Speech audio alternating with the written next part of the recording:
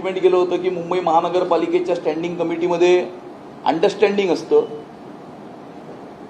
जे काही अंडरस्टँडिंग असतं किंवा होतं ते अंडरस्टँडिंग पूर्णपणे स्टँडिंग कमिटीतनं बंद करण्याचं काम हे गेल्या 3 महिन्यामध्ये आम्ही केलेलं आहे. अनावश्यक अशा प्रकारची रिग्ड टेंडर्स कॉन्ट्रॅक्टरच्या सांगण्यावरनं पर्टिक्युलर कंपनीजला त्यामध्ये क्वालिफाय करण्याकरता कंडिशन टाकून तयार केलेली अनावश्यक टेंडर्स, त्यामध्ये 490 कोटीचं झूचं टेंडर आहे ज्याच्यामध्ये फ्लायओव्हरचं एक्सपिरियन्स असला पाहिजे अशा प्रकारची कंडिशन कोणाला तरी क्वालिफाय करण्यासाठी टाकण्यात आलेली होती. 384 कोटीचं रेलिंगचं टेंडर, 150 कोटी रुपयाचं थर्मोस्टॅटिक पेंटचं टेंडर, ही सर्व अनावश्यक टेंडर्स होती, अननेसेसरी होती. साधारणतः 1000 कोटीची टेंडर्स आम्ही ही रद्द केलेली आहेत. गारगाई आणि पिंजाळचा मुद्दा किंवा तो आयटम ज्या वेळेला स्टँडिंग कमिटीमध्ये आला तेव्हा त्याच्यामध्ये सुद्धा निगोशिएट करून सुमारे 270 कोटी रुपये मुंबईकरांचे वाचवण्यात त्याच्यामध्ये आलेले आहेत. गारगाई पिंजाळच्या विषयामध्ये असे 3 महिन्यामध्ये ऍक्च्युअली 1300 कोटी रुपये मुंबईकरांचे वाचवण्याचं काम हे महायुतीने केलेलं आहे.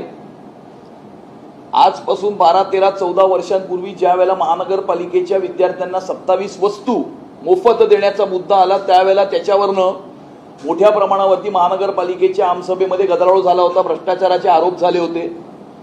यावर्षी या 27 वस्तूंच्या खरेदीची फाईल ही मूळ झालेली होती, ती आम्ही रद्द करायला लावली आणि सर्व 27 वस्तू या जेम पोर्टल गव्हर्नमेंट ई मार्केट प्लेसवरनं विकत घेण्यासाठी प्रस्ताव पारित करून त्या ठिकाणी जेम पोर्टलवरती ते टेंडर टाकण्यात आलं आणि त्याला आता रिस्पॉन्सेस सुद्धा आलेले आहेत.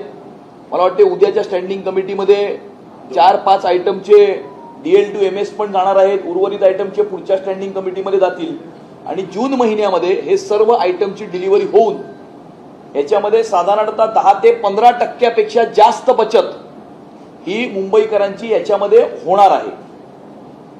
जे मेडिकल इक्विपमेंट्स आणि औषधं असतात हेल्थ डिपार्टमेंटची, त्याची खरेदी ही जेम पोर्टलवरती आणण्याचं काम हे गेल्या 3 महिन्यामध्ये आम्ही केलं आहे. त्या संदर्भामध्ये निर्णयही झालेला आहे आणि सुरुवातीची जी काही आयटम्स आहेत किंवा खरेदी आहे त्याचं टेंडरही जेम पोर्टलवरती टाकण्यात आलेलं आहे.